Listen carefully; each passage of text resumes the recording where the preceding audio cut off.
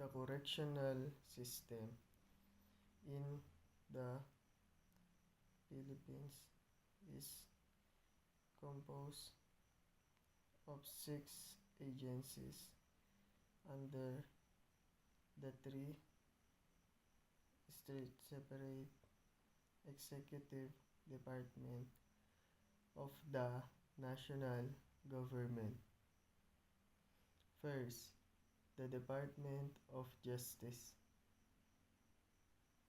Under this are the Bureau of Corrections, the Parole and Probation Administration, and the Board of Pardon and Parole. Second, the Department of Interior and Local Government. Under these are the Bureau of Jail Management and Penology, which runs the city, municipal, and district jail, and the provincial jail through their respective provincial government. And last, the Department of Social Welfare and Development.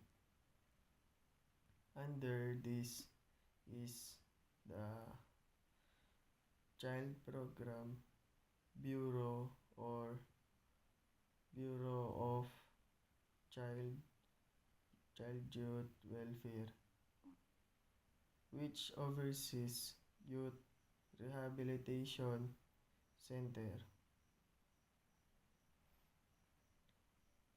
General classification of PDL. Number 1, detention PDL.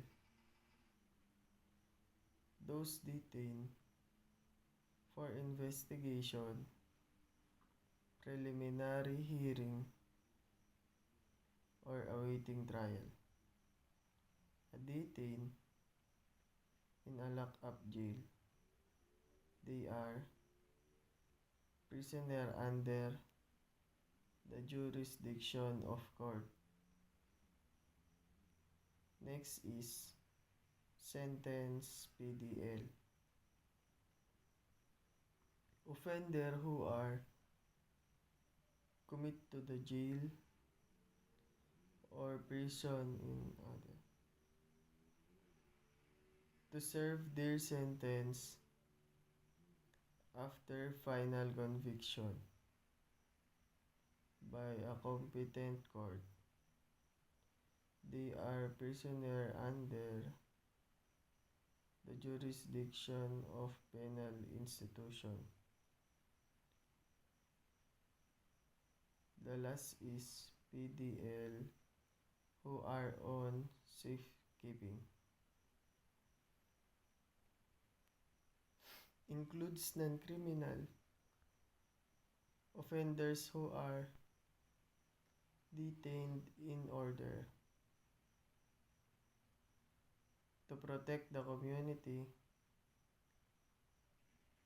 against their harmful behavior. Classification of sentenced prisoner. National PDL, those sentenced to suffer a term of sentence of 3 years and 1 day to life imprisonment. Those sentenced to suffer a term of imprisonment cite above but appeal to judgment and unable to find a bond for their temporary liberty. Second, provincial PDL. Those persons sentenced to suffer a term of imprisonment from 6 months and 1 day to 3 years.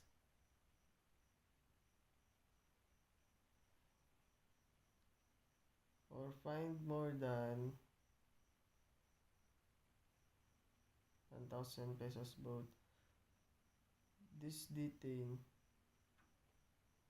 they're in waiting for preliminary investigation of their cases cognized by the Regional Trial Court.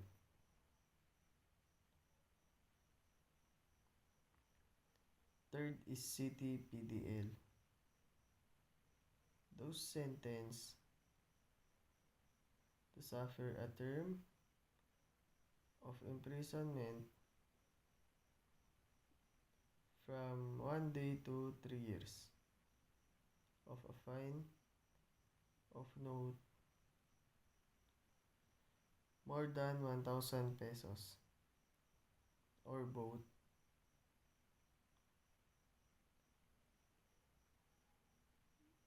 Last is Municipal PDL. Those confined in municipal jails to serve an imprisonment from 1 day to 6 months. Those detained therein whose trials of their cases are pending with MTC.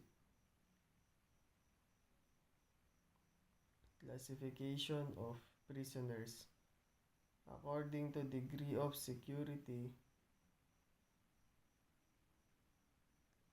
Prisoners classify. Prisoners shall be classified to security state and has to entitlement to prison privilege. Classification of prisoners as to security is a prisoner shall be assigned to any of security group. Maximum security.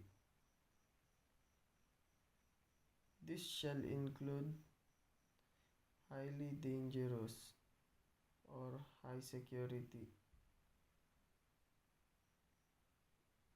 These inmates, as determined by the classification board,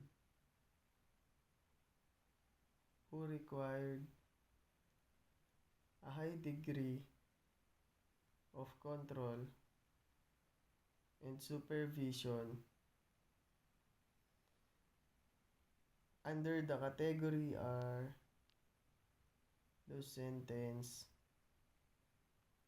with capital offense, those whose minimum sentence in 20 years imprisonment, remand inmates or detainees whose sentence in 20 years and above. Those are recidivism, habitual, delinquent, and escapists. Those confined at the reception and diagnostic center. Those under disciplinary punishment, or safekeeping. And those who are criminally insane, or those with sever, several personality or emotionality disorder that make them dangerous to fellow prisoners or the prison staff. High risk, high profile, and violence extremist offenders. High risk PDL. Those who are considered as extremely dangerous and required a more stringent security, control, and supervision due to their capability or capacity to escape from facility. This also includes those charged and convicted of heinous crimes as defined under RA 7659 has amended. This also includes who were former high-profile PDL, those who required high degree and sustained security services because the crime they committed had more intense media coverage or sensationally sensationalized, notorious, or controversial, and those whose social or personality status is considered famous or unknown. Violent extremist offender, those whose crimes are based on the beliefs or action that support or use violence to achieve ecological, religious, or political beliefs. Medium security. This shall include those who cannot be trusted in less secured areas and the conduct or behavior required. Minimum supervision.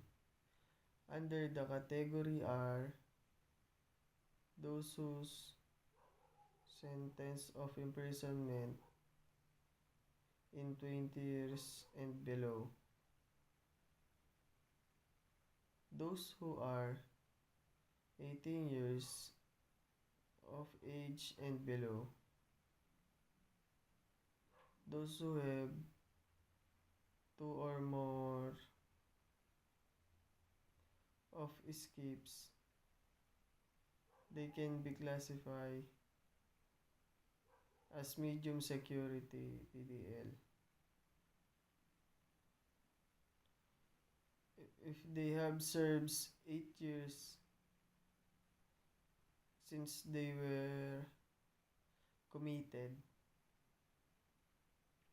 Those with one record of escape must 5 years, and first offenders sentenced to life imprisonment. They may be classified as medium security. If they have served 5 years in a maximum security upon the recommendation of the superintendent.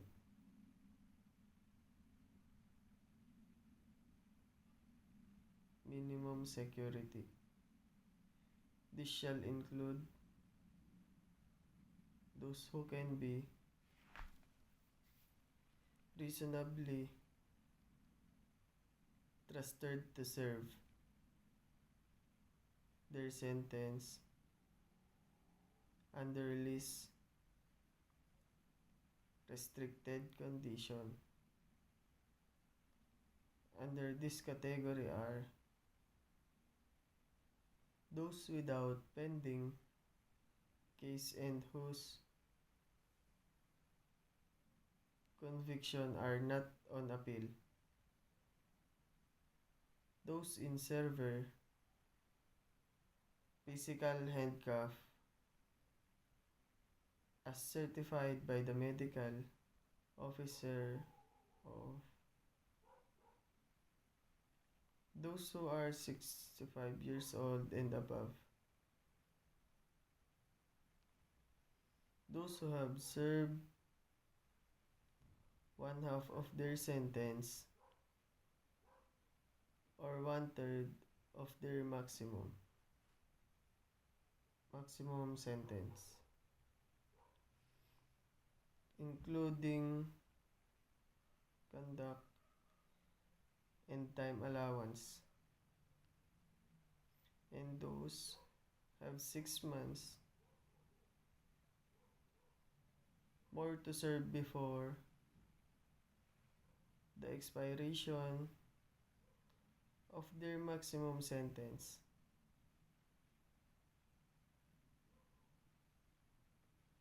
Color of uniform as the security classification.